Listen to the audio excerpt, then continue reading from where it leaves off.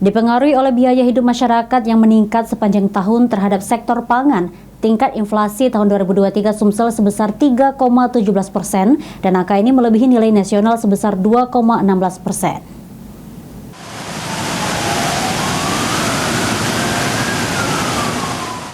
Di Sumatera Selatan Muhammad Wahyu Yulianto mengatakan bahwa inflasi Sumsel sebesar 3,17% terjadi karena dipengaruhi oleh biaya hidup masyarakat yang meningkat sepanjang tahun 2023 kemarin terhadap sektor pangan, terutama beras yang saat ini masih terbilang mahal.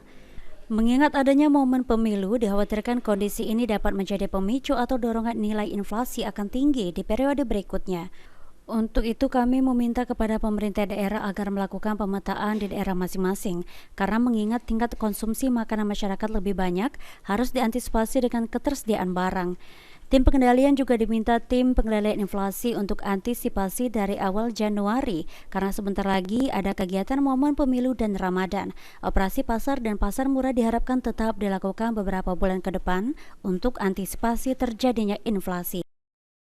Year-on-year-nya 3,17 ya, memang lebih tinggi dibandingkan dengan nasional yang 2,61. Tapi kalau titik poin di Desember kemarin, ya nasional kan 0,41, kita untuk Sumselnya di 0,17 ya. Jadi kalau bulanannya di bulan Desember justru kita lebih rendah, kita mampu mengendalikan kenaikan harga pada momen Natal dan Tahun Baru. Nasional 0,41, kita 0,17. Nah, sementara memang kalau untuk inflasi tahunannya, kita memang lebih tinggi dibandingkan dengan nasional. Nah, tadi disampaikan Pak Gubernur, kita koordinasi harapannya kita menjaga setiap bulannya bagaimana agar inflasi itu terkendali.